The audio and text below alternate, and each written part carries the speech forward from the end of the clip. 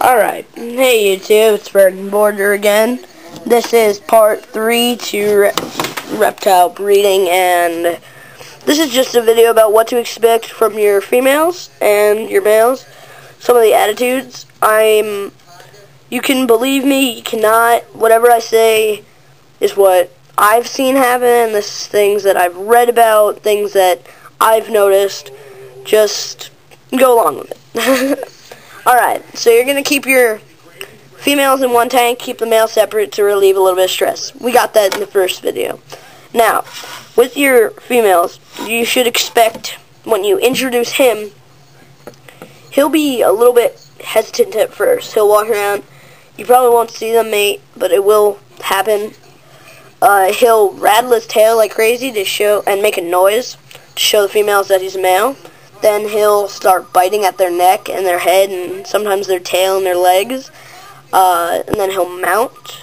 And then you can pretty much think of what will happen from there. Let your imagination go wild. You'll notice that after about 2 to 3 weeks, she'll be gravid. She'll be pregnant. You'll see the lumps on her side. She'll get really fat. Her tail should get smaller because of all the calcium and other minerals she has to use to pump the egg. Now, after those 3 weeks, she should lay her eggs in the breeding box. You're gonna notice that she got skinnier, obviously.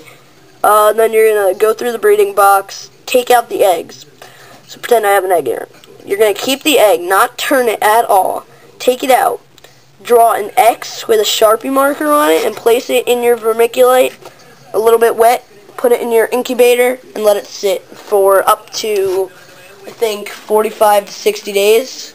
The lower the temperature should be, the longer it takes. At least that's what it is with crested geckos. They're going to hatch, and you're going to basically move them into a 10-gallon or so tank, depending on how many you have. Or just a Tupperware works if you want to keep them separate, if you're looking to market them. Make sure you have someone that'll take your geckos.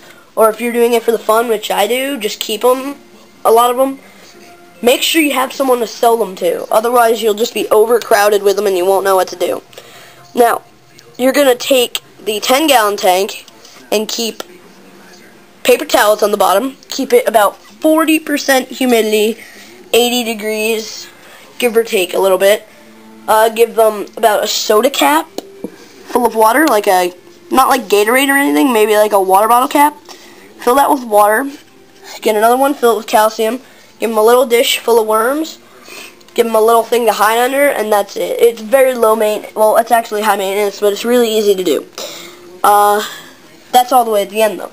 In the beginning, there's still some problems you could have with your geckos, such as egg binding, which is when the female is too small. That's what I'm worrying about with her. If they're too small, the egg forming in their intestines is too big and it crushes their other organs and they can't pass it. That might require surgery to get rid of. Now, there's also many calcium deficiencies that they can get, so make sure during breeding season you pump them full of calcium.